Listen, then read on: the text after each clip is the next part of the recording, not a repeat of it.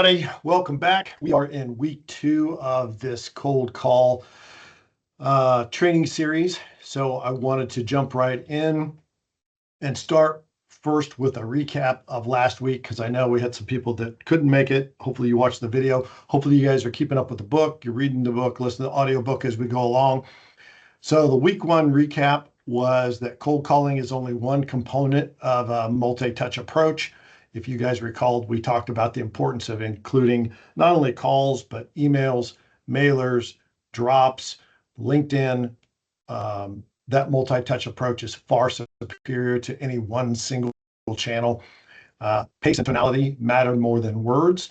And for a lot of you that probably talk like me, if you're talking at 200 words a minute, you probably need to be closer to 110 to 125 words a minute, which means you're going to have to train yourself to slow down in the sales process and not talk 100 miles an hour.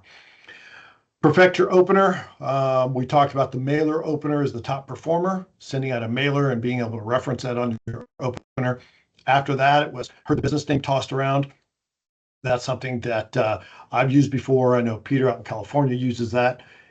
The third one was the context-led opener, and that means calling. Maybe they've listed job assignments or job openings out there, and you call with context, or they've issued a press release where you've seen they're opening a new location, something that you can reference other than just calling completely out of the blue. The next component after that was the permission-based opener, asking for permission. And if you recall, the permission-based opener was about 4 or 5 times more effective than opening with, did I catch you at a bad time, or one of those other openers.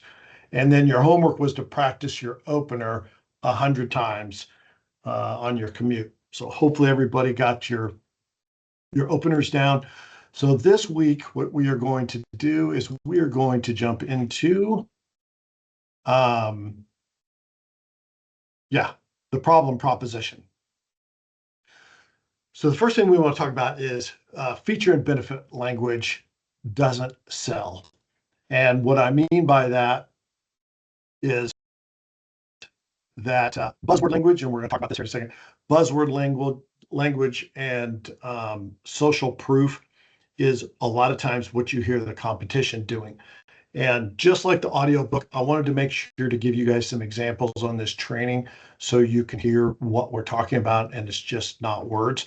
So for example, the buzzword or the feature benefit, worst performer, this, I guarantee you, this is what your competitors are doing when they're making cold calls. Hey, Bill, it's Carrie from AB Personnel. We help companies like yours recruit and hire temporary employees. I was wondering if you had any current openings we could help fill. Or, hey, Bill, it's Carrie at ABC Personnel. I noticed you had a bunch of job post openings on Indeed. I was wondering if I could talk to you about how ABC could help fill those.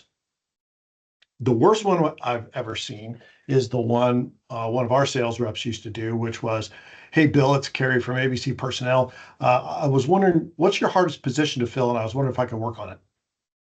I mean, it's just setting yourself up for failure in that kind of situation. That's feature benefit language, right? You leading with what you are trying to sell them, your features and your benefits. That is the worst performing type language you could use. Social proof is a little bit better, and that sounds like the one at the bottom here. Hey, Bill, it's Carrie from AB Personnel. I noticed your online posting for warehouse workers. We work with a bunch of other warehouses in town and have a solid database of quality workers. I was wondering if we could talk to you about maybe sending some your way. This gets into a little bit of that social proof and a little bit of the heard the business name tossed around that we were talking about last week with Peter. It's definitely better than the featured benefit language, but what's better than that is the problem language. Buzzword language, you have about a 5.5% chance of success. Social proof, about 12. The problem language, you jump up to 16% success rate according to the Gong data. And if you guys weren't here last week, if you recall, Gong data measures sales calls, like 3+ million sales calls, and they track everything, what people are saying when they're saying it, the timing, their pace, their cadence, their tonality. They check everything, and then they put out stats for people like me to look at to see what works. So the problem language, you could do it in a couple different ways. And so the one that the book recommends is more of a story based.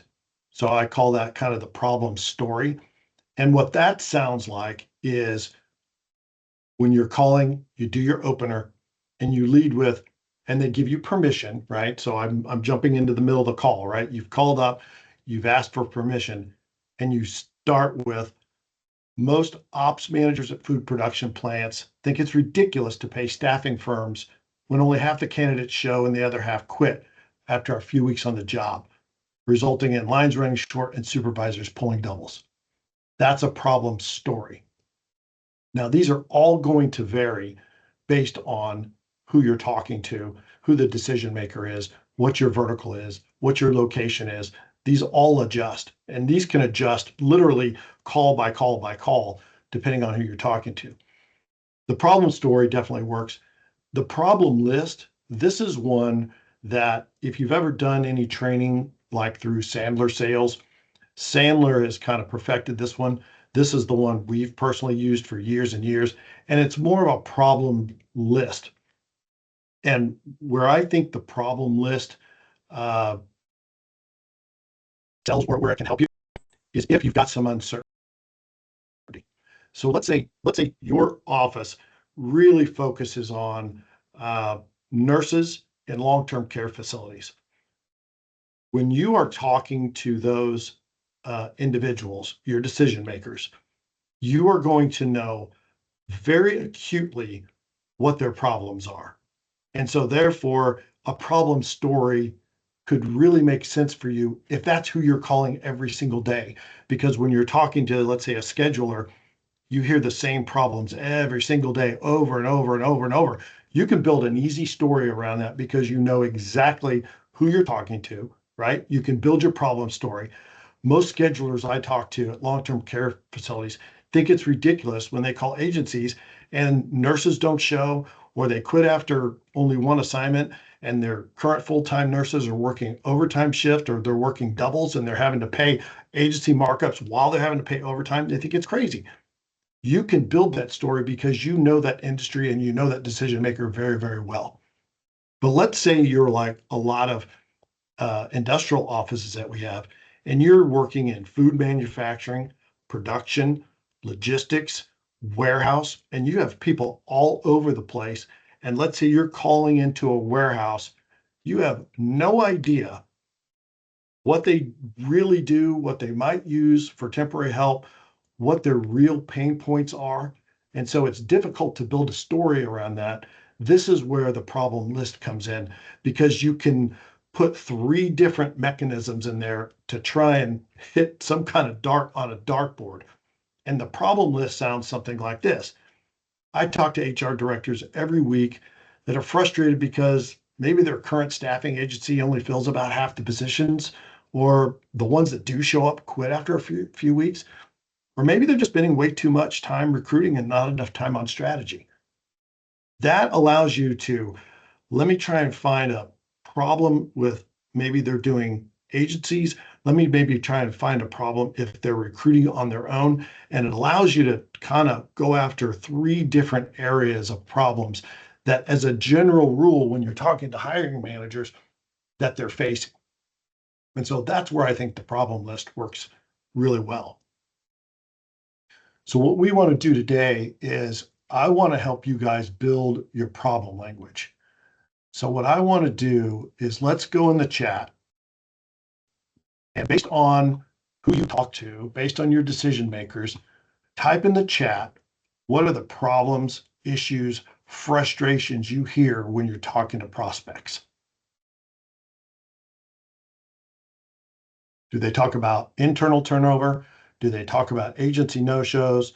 Do they talk about all agencies are just the same? Do they talk about lack of quality? Let's generate some ideas here, and I'll put them on the I'll put, whoop. I was going to say I'd build it on the slide, but I can't do it while I'm presenting.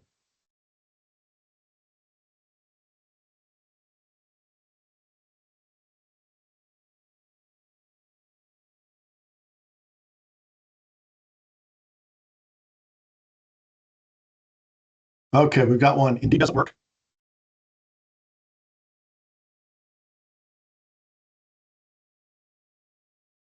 I'll give you, while people are typing, I'll give you some others that we hear quite a bit, right? All staffing agencies are the same. We've tried staffing agencies in the past and they haven't worked. You guys are all fishing from the same pond. If we're spending money on Indeed and you're spending on money in Indeed, aren't we getting the same people? Poor quality.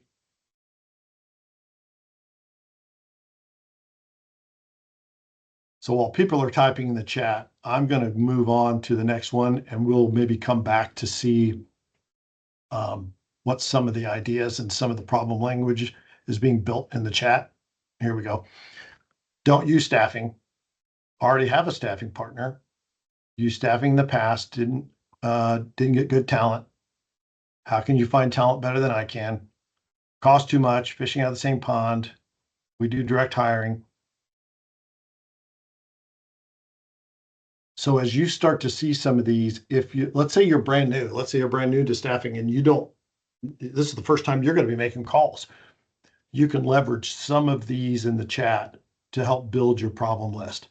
So what you might do if you're doing industrial is the problem list might be, when I'm talking decision makers, sometimes I hear, we're all fishing out of the same pond, or they've used staffing in the past, but it didn't give them good quality workers. Or maybe you don't use staffing already and you do it internally. That's how you can build your problem language. Here's another one. Using staffing creates conflict with our full-time employees that find out temps are getting paid more than them. I can see that's a problem. So keep typing your stuff in the chat so we can come back to those and pull some info.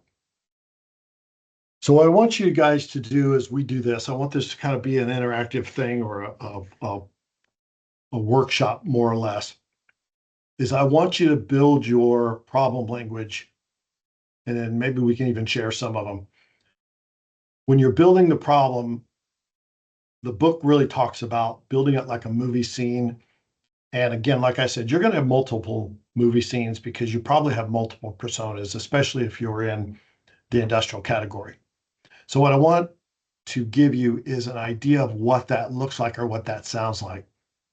So if you're on the problem, if you're on the problem story, and again, good to know if you know the industry and position well, a base problem story sounds like most ops managers tell me hiring takes too long.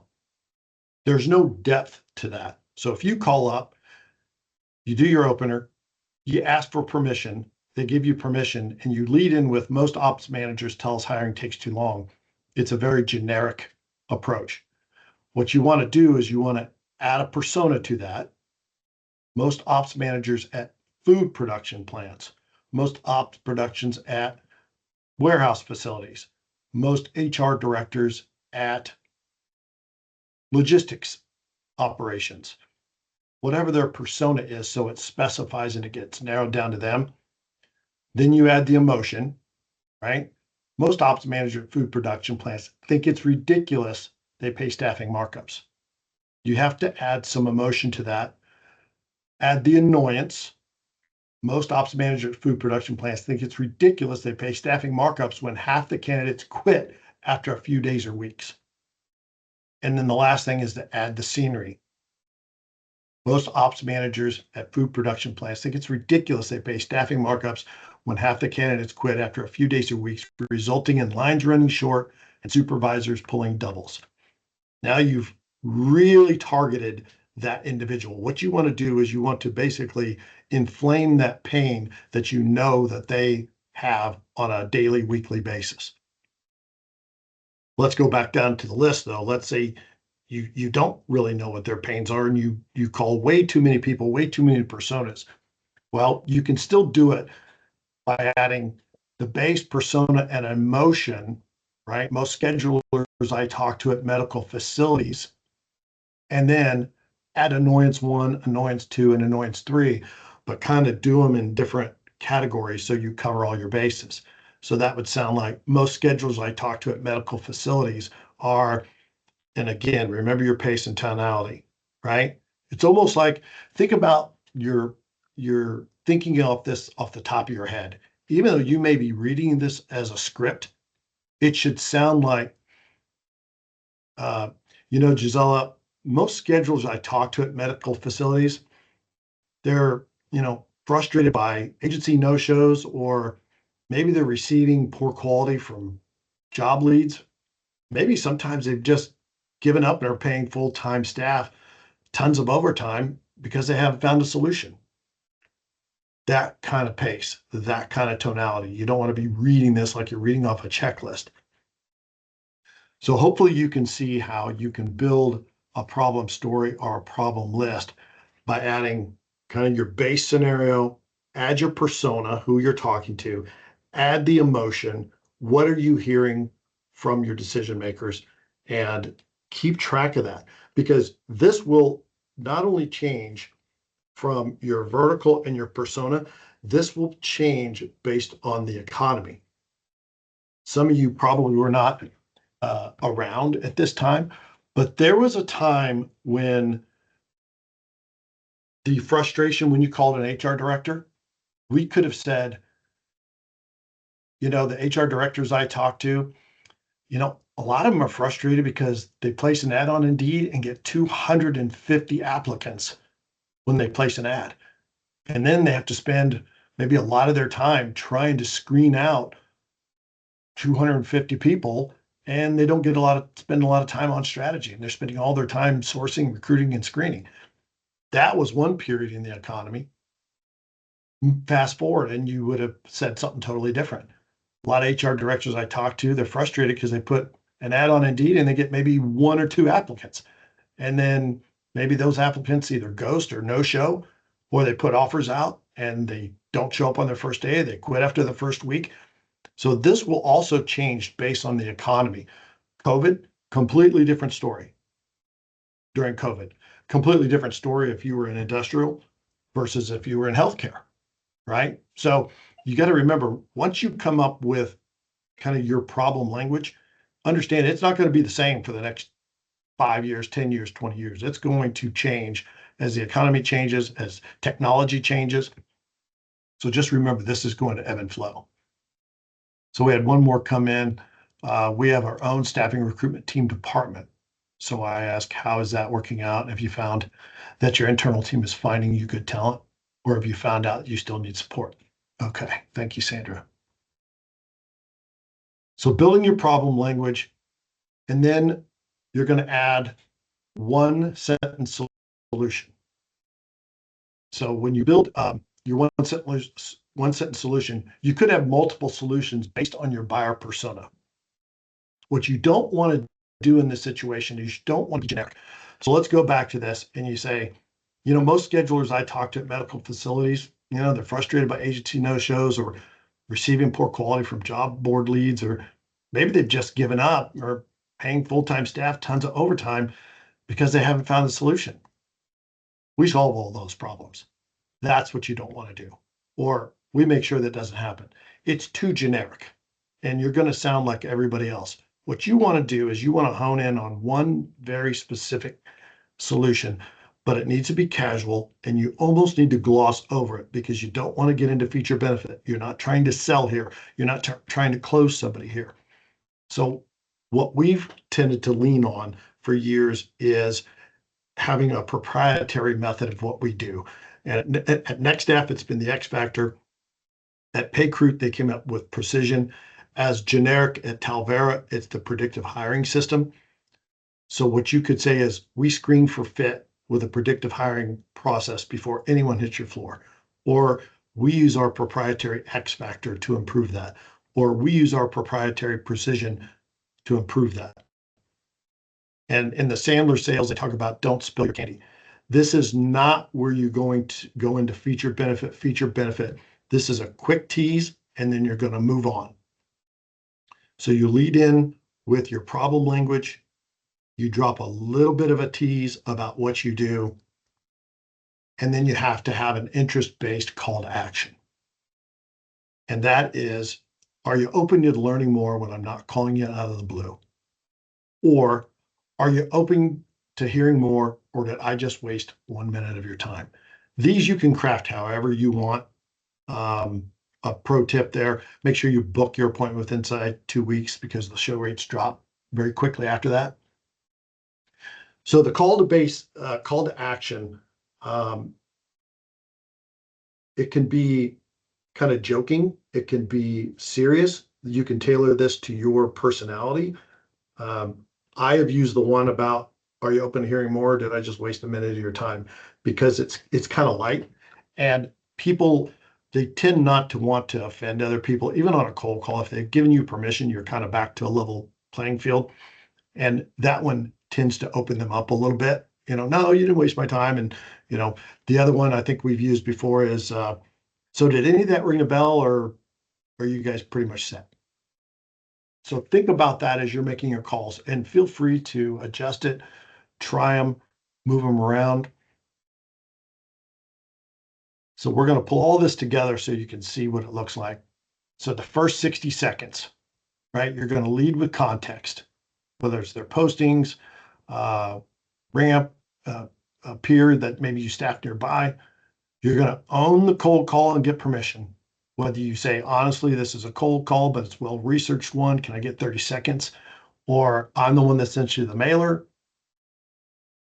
You're going to use problem language, the full ladder, persona, annoyance, scenery, emotion. You've got to sound emotional here. You have to buy into that. You don't want to come across like a robot, right? It doesn't make any sense if I say, Lisa, most of the HR directors I talk to, they're very frustrated about the staffing agencies they use, and that it doesn't align. Your tonality doesn't match. You've got to add that emotion to it. Lisa, most of the HR directors I talk to, they're frustrated about paying staffing agencies markups when half the people quit or they no-show. You have to your words have to match your emotion. The one-sentence solution. We screen for fit with a predictive hiring process before anyone hits your floor. You're sounding very casual. You're glossing over it. The idea is you're dropping a little teaser and you're moving on so that they are intrigued by it. And then the interest-based call to action. Are you open to learning more when I'm not calling you out of the blue? So when we put that all together, and I'll give you 2 versions of this. Well, before I jump into the final version, any questions, any comments before I give you start to finish what that sounds like on the phone? And raise your hand or you can speak out.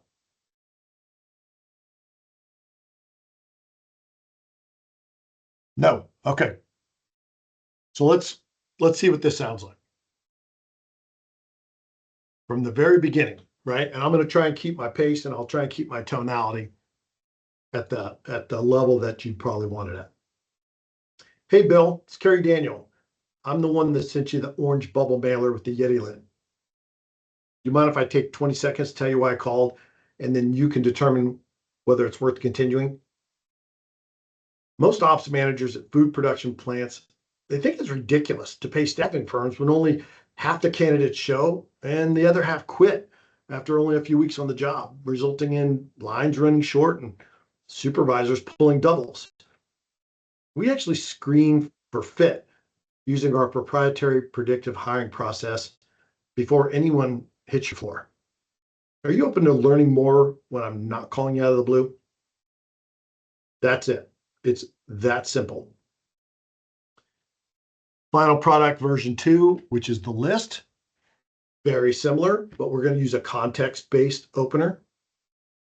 Hey, Sarah, I saw the postings you put up last week for nurses. Honestly, this is a cold call, but it's a well-researched one. Can I get 30 seconds to tell you why those postings prompted me to call you directly? I talk to schedulers every week that are frustrated because their current staffing agency only fills about half the positions, or the ones that do show quit after a few weeks, or Maybe they're just spending way too much time in recruiting and not enough time on managing the floor.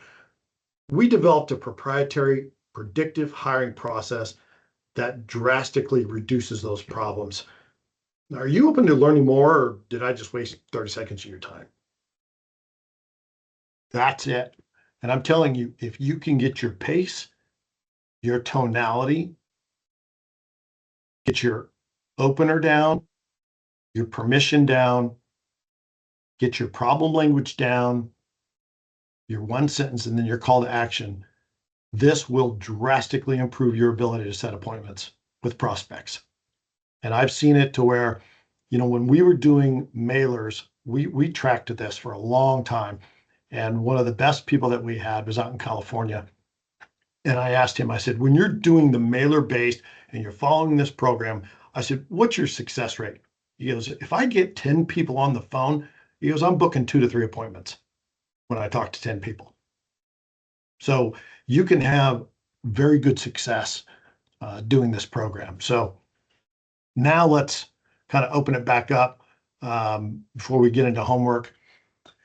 Has anybody done variations of this? I know if anybody's gone through Sandler sales, this is very close to what Sandler has preached for years.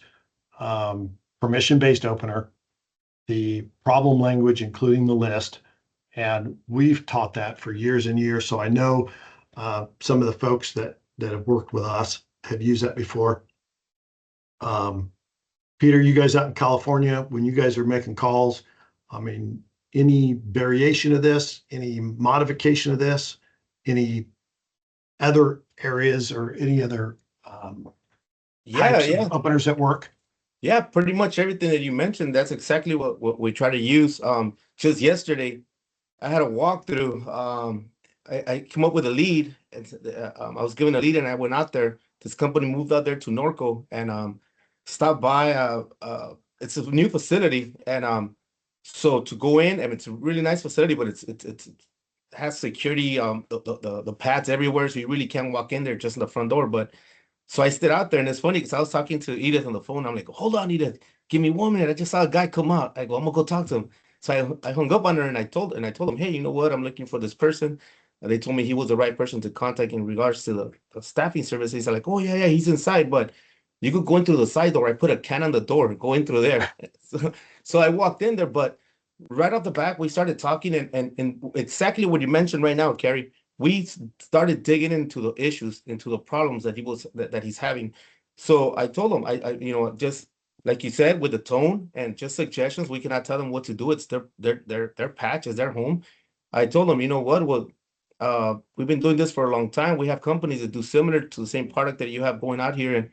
And one of the things that we noticed is that if the other agencies are recruiting from way too far, you're gonna have a high turnover. I mean, the traffic is pretty bad out here. People are gonna get stuck in traffic. If they're carpooling 2, 3 guys, that might be one of the issues that you're having.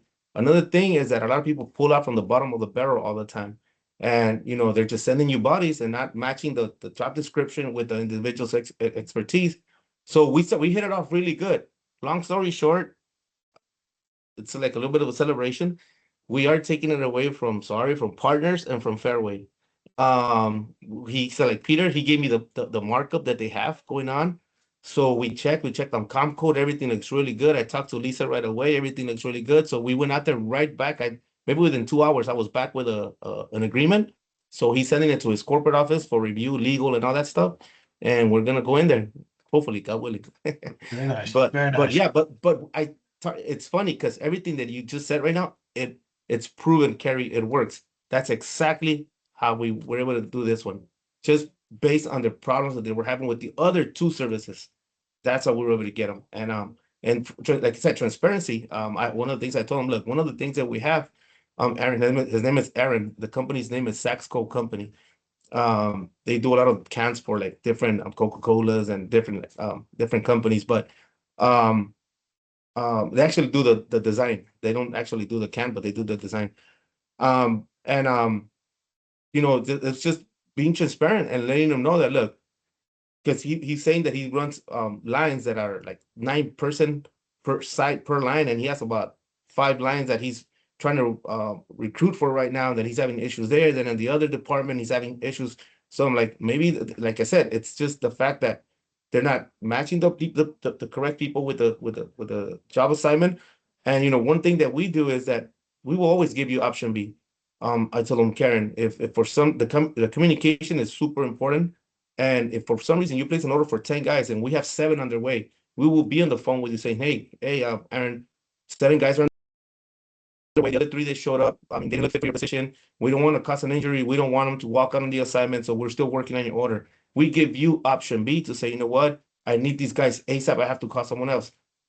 That rarely happens, but we want to make sure that you have option B. And he liked that. He's like, that's what I want. That's what I need. So you could tell that he was frustrated. And like you said, I kind of flamed more when he was telling me about the issues that he was having with the other service. I'm like, yeah, that's really bad. I'm sure that puts your production line. And not only that, the other people might get upset too, because now they have to work, double, or now they have probably had to leave and now they have to work overtime. So I completely understand. Yeah, I've seen a lot of that happen, but this is what we do to prevent that. And he's like, let's do it. So Very it went nice. really good. So everything Very you nice. mentioned, it was funny. It came up.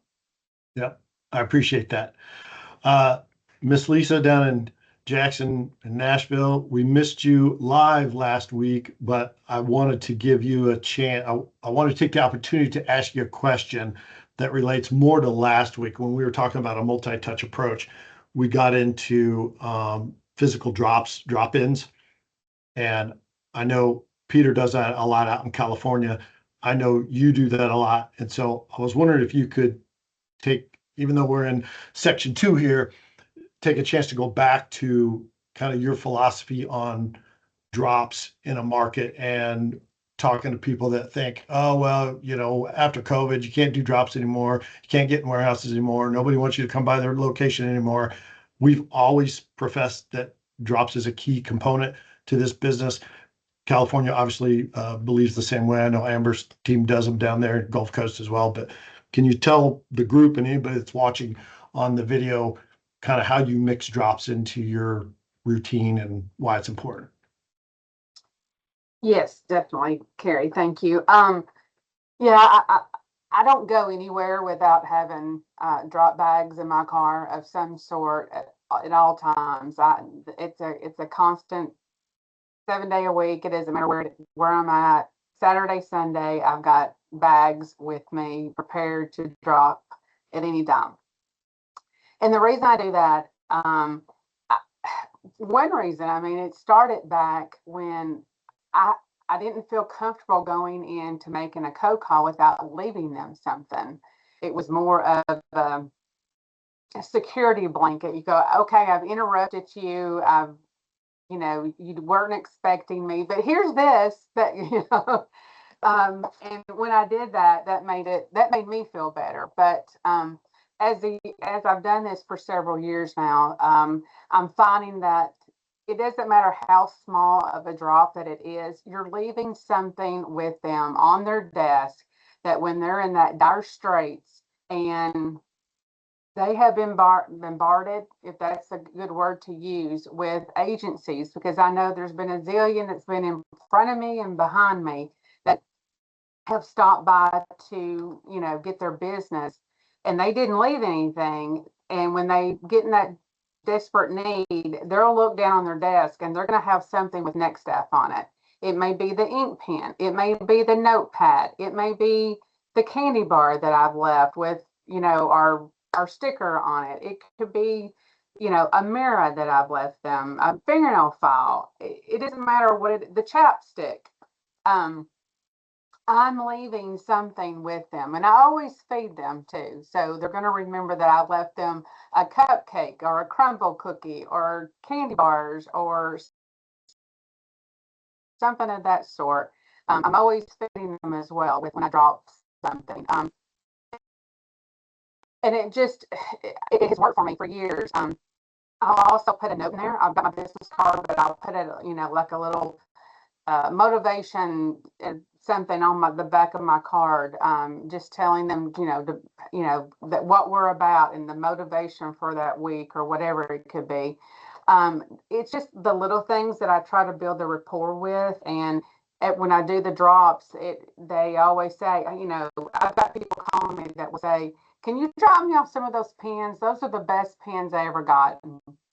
And I get endorsed that way. They'll give them to their colleagues when they're at a HR function, and they're like, "Oh my gosh, I got to have this pen." Well, call Lisa; she'll drop you off some. And I've gotten job orders that way. I've gotten into businesses by someone giving them my pen and wanting me to come back with pens for them. So just leaving something with your mark on it, and doing it consistently and being persistent. I cannot stress that enough. Persistence is the key, along with leaving your brand something on there. They'll get to know you. They'll walk in the door. They know who I am. I'm sure they're like rolling their eyes thinking, "Oh, she's back." Mhm. But I always end up getting the job order. Eventually, you just have to be. I call myself a bulldog. I will not stop. I will keep getting it until I get that order. So And back to your persistence, I mean, whether it's through calls, emails, LinkedIn, drops, whatever it is, I mean, any of us that have been in this industry for a while know there's accounts that have taken years to where you have literally done a call, an email, you've done something every week, every other week for years before you get that opportunity. And it's one of the biggest confidence builders, I think, if you've been around long enough to know that that persistence pays off. And you calling them one time, or we last week about having this fantasy that you're going to do 10 drops and go meet with 10 decision makers. For me, it was all about gaining intel. I didn't have this fantasy that I was going to go out and have people go, "Oh, you dropped out unannounced. Yeah, come on in and have a 30-minute meeting." It was, Well, I was that'd be there to get nice. intel. But every once in a while it happens. You get the old, "You've got good timing." It will happen.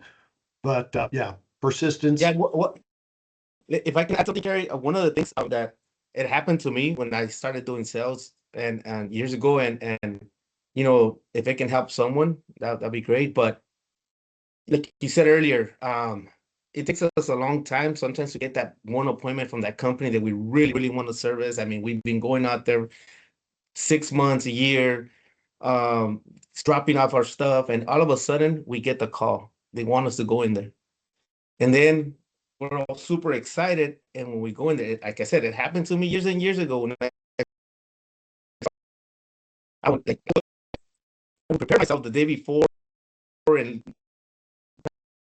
mirror, but then when I was their whole team, I would be like, man, and like I said, I'm sure that I didn't get the opportunity to service some of those accounts because of that. Maybe the nerves got the best of me, but I learned from it. And one of the things that I try to tell everyone that starting and knocking on doors and or has a good appointment, when you're in your car or right before you go in the door, take a deep breath and just be like, you know what, the person in there is doing a job just like I am. My job is to get across the right way, in a professional way, the service that we have, because they need that service. I'm here because they need that service, but my job is to make sure that I get it across correctly so they do use us.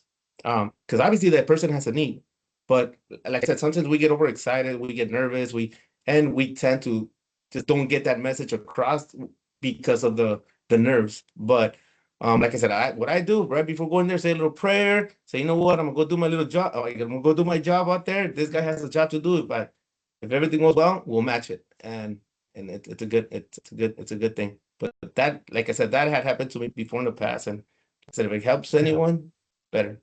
Yeah, it kind of goes back to the mindset we talked on week one. And I told you guys my mindset has always been that if you own a business or you're running a business and you are hiring people, I think you're absolutely stupid to not use an agency to do that. That's my opinion. I believe that 110%.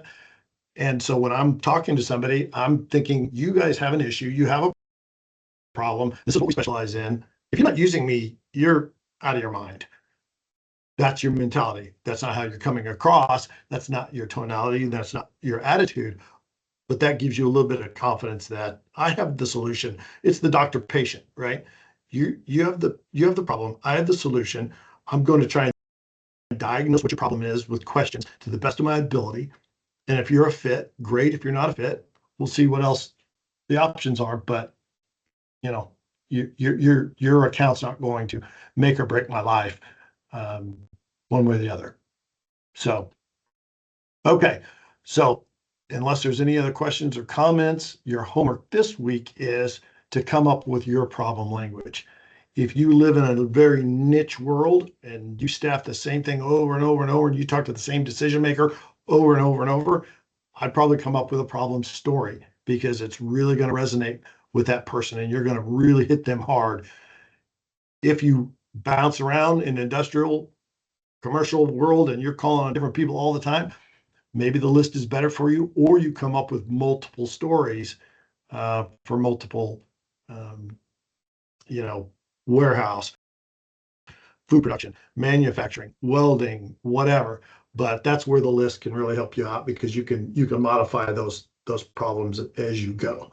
So again, back to your tone, just a reminder, feet up on the desk, relax, assumptive, like you expect them to know you. That's how you want to come across on the phone, very casual. So next week,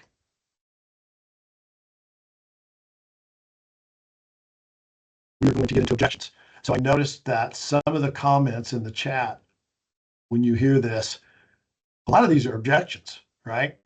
So that is going to be what we cover next week, which is, I think it's a fun part of the business. A lot of people don't think it's very fun getting objections, but I think it's fun because if you understand objections and you have a method for overcoming those objections and you have a relative ballpark script of how those can be overcome, these are nothing more than just small little nuances that you can flick away as they come up. So next week, we're going to combine two of these weeks. And one's going to be kind of the method, right, of how we deal with objections. And then the second part's going to be the objections that we hear.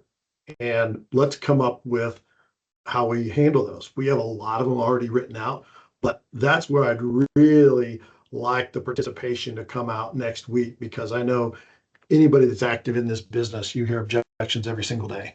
And we'll talk about some that we've used, but if you have one where you're like, this one gets it every time, this is awesome, here's what I've used, bring that with you next week so we can share it with everybody.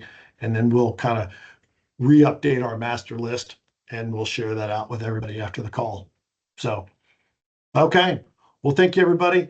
Practice your homework, come up with your problem language, mix it in with your opener and your permission-based phone skills. Practice it 100 times, get really good at it. And the next week we will tackle objections. All right. Thank you.